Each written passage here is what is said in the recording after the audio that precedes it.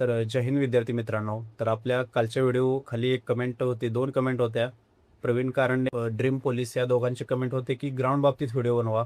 तर अतिशय interesting video असणार आहे. ग्राउंड बाबतीत व्हिडिओ आहे हा. त्याचबरोबर मी या येणाऱ्या पोलीस भरतीचे मैदानी चाचणीच्या मेरिट बाबतीत थोडी चर्चा करणार आहे. कारण तुम्हाला माहिती आहे आपल्या चॅनलवरती अजून देखील व्हिडिओ अवेलेबल आहे. मागील जी भरती झाली त्या भरतीच्या आपण 1 महिना आधी ग्राउंडच्या मेरिट बाबतीत किंवा यावर्षी मेरिट कशा पद्धतीनं कमी जास्त राहील या बाबतीत एक आपण व्हिडिओ बनवला होता आणि तो व्हिडिओ एवढा हिट झाला होता कारण आपण त्यामध्ये 32 घटकांची ॲक्युरेट माहिती सांगितली. त्यामधील 27 ते 26 घटकामध्ये हाय असं मेरिट लागले आणि जर तुम्ही जर तो व्हिडिओ बघितला नसेल तर तुम्ही खात्रीसाठी बघू शकताय.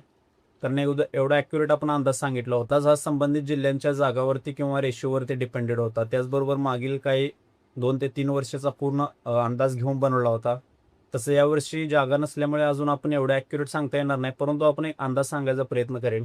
तर त्याआधी आपण सगळ्यात पहिल्यांदा बघूया की येत्या 4 ते 5 महिन्यात आपण ग्राउंडचे इव्हेंट कसे चांगले केले पाहिजेत किंवा आपण एक बेटरमधील बेटर ग्राउंड कसं केलं पाहिजे हे याबाबतीत आपण तुम्हाला व्हिडिओ मेन महत्त्वाची गोष्ट की सद्यस्थितीला तुम्ही ॲटलिस्ट एक टाईम तरी ग्राउंड प्रॅक्टिस केलंच पाहिजे. आणि एक टाईम ती कोणती वेळ असली पाहिजे, तर सध्या पूर्णपणे पावसाचं वातावरण आहे. तर त्यामुळे तुम्ही सकाळी किंवा संध्याकाळी ज्या वेळेस पाऊस कमी असेल आणि जर दोन्ही वेळा पाऊस असेल तर तुम्ही त्या दिवशी ग्राउंड नाही केलं तरी काही प्रॉब्लेम नाही.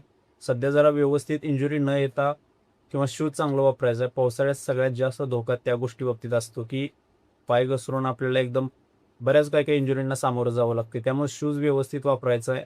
एकदम पूर्णपणे झिजलेला शूज वगैरे वापरून इंजुरी स्वतःहून आमंत्रण देऊ नका. आणि यामध्ये तिन्ही इव्हेंट बाबतीत सांगणार आहे. पहिल्यांदा आपण गोळाफेक, त्यानंतर 100 मीटर आणि शेवटला तुम्हाला सगळ्यात तुमचा आवडता इव्हेंट 1600 मीटर बाबतीत देखील चर्चा करणार. आपण सांगितल्याप्रमाणे की एक टाइम तुम्हाला व्यवस्थित चांगलं प्रॅक्टिस करायचं. उदाहरणार्थ तुम्ही जर सकाळी प्रॅक्टिस करत असाल, जर तुम्ही अकॅडमीमध्ये कोणत्या असाल किंवा एखाद्या ग्राउंडच्या शिक्षकांकडे जाऊन जर प्रॅक्टिस करत असाल तर तुम्हाला प्लॅनची काही विशेष गरज नाही. कारण प्रत्येक शिक्षकांचा वेगवेगळा प्लॅन असतो, त्यानुसार ते तुमचा बेस्ट काढूनच घेत असतात. परंतु जर तुम्ही सेल्फ स्टडी करत असाल किंवा सेल्फ ग्राउंड करत असाल तर तुमच्यासाठी हा व्हिडिओ अतिशय उपयुक्त आहे. तर सर्वप्रथम तुम्ही सकाळी एक टाइम जर तुमचं काय असेल ते आठवड्याचं शेड्यूल आपण बनवलेलं आहे. खास करता मी व्हिडिओच्या डिस्क्रिप्शनमध्ये PDF देईन किंवा तुम्ही मला मेसेज केला तरी कमेंटमध्ये मी तुम्हाला पर्सनली देईन. तर सकाळी तुमचं प्रॅक्टिस जर तुम्ही एक टाइम प्रॉपर चांगल्या पद्धतीने करत असाल तर सकाळी तुमच्या आपल्या पॅटर्ननुसार प्लॅनिंग चालू दे. आणि जर तुमचे इव्हेंट वीक असतील, जसं की गोळाफेक तुमचा वीक आहे किंवा 100 मीटर वीक आहे, तर तुम्ही संध्याकाळी तुम्हाला थोडा वेळ अतिरिक्त द्यावाच लागेल. कारण आपल्याला माहीत आहे जर येणाऱ्या काळात 5 ते 6 महिन्यात जर आपल्याला ग्राउंड आउट ऑफ करायचं असेल तर आपला बेस्ट आणि 100% हा दिलाच पाहिजे.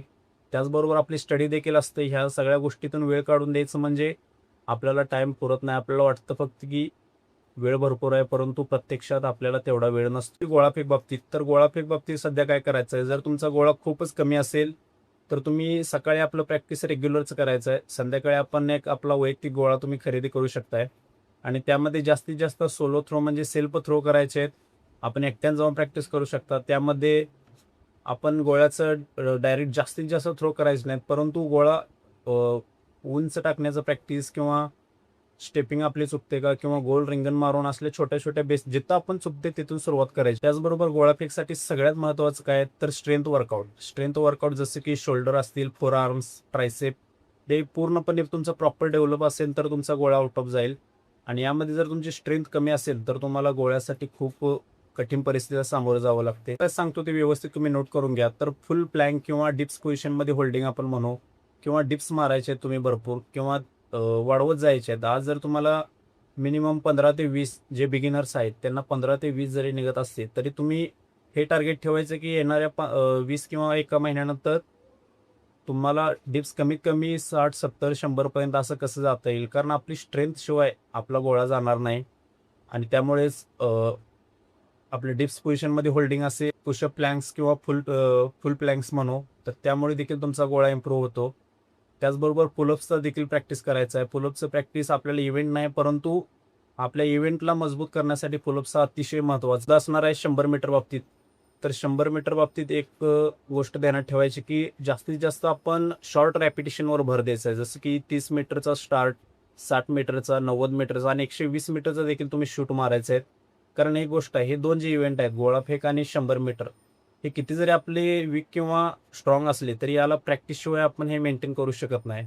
जर जेवढं आपण जास्त प्रॅक्टिस करू तेवढं आपल्याला जास्त मीटरला आपण पहिल्यांदा सांगितलं की 30, 60, 90 आणि 120 मीटरच्या रॅपिटेशन मारायचं आहे. त्याचबरोबर हिल रॅपिटेशन आठवड्यातून एकदा मारायचे आहे. शूट मारायचं स्पीडनं. कारण आपल्या लोअर बॉडीतली जेवढी स्ट्रेंथ इम्प्रूव्हमेंट होईल तेवढा आपला इव्हेंट हा 100 मीटरचा वाढणार. त्याचबरोबर लोअर बॉडी स्ट्रेंथ इम्प्रूव्ह करण्यासाठी तुम्ही स्क्वॉटिंग किंवा हाय नी, बॅक किक यासारखी एक्सरसाइज तुम्ही ॲड 100% करा. मी मगाशीच तुम्हाला सांगितलं की डिप्स, शोल्डर प्लॅंक पोझिशन या गोष्टींचा तुम्हाला हँडस्प्रिंगसाठी देखील फायदा होतोय. मेन म्हणजे 100 मीटरचे आणि गोळाफेक या दोन्हीचा जो वर्कआउट आहे तो खूप मिळता जुळता आहे.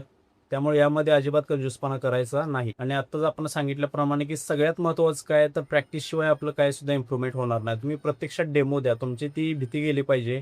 तुम्ही 100 मीटरचं स्वतः टाईम लावून थ्रो करायचा आहे किंवा गोळाफेकचे घराशेजारी असेल तर एक ग्राउंड बरोबर मेजरमेंट घेऊन आका. तिथं तुम्ही थ्रो टाका. त्यात तुमची इम्प्रूव्हमेंट चेक करत चला. प्रत्येक आठवड्याला एक प्रामाणिकपणे थ्रो टाकायचे आहे डेमो दिल्यासारखं. आता सगळ्यात महत्त्वाचा इव्हेंट आहे की 1600 मीटर. तर सगळ्यांचा फेवरेट इव्हेंट आहे हा. तर 1600 मीटरसाठी एक असं आपण काही सेल्फ गोष्टी करू शकत नाही. त्या रेग्युलरच कराव्या लागतात आणि जास्त काळापर्यंत कराव्या लागतात. आणि मी तुम्हाला टार्गेट सांगितलं की 5 महिन्यात. 5 महिन्यात या गोष्टी केल्या तरी इनफ आहे तुम्हाला.